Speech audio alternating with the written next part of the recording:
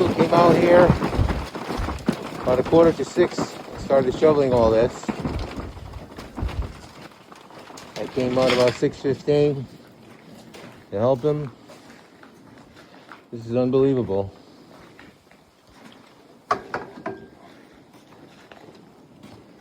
The snowplow got stuck right in front of my window this morning at 12:30.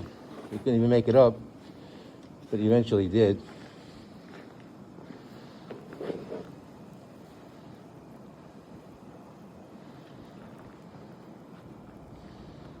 It's a winter wonderland.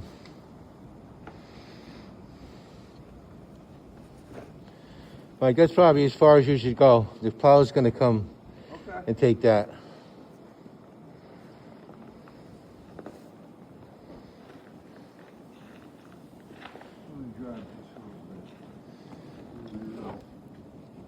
There's a lot of drifts, so it's hard to tell how much accumulation we have.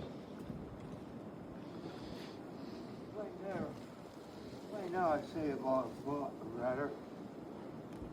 An inch, a foot?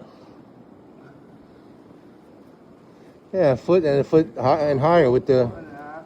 foot and a half with the drifts.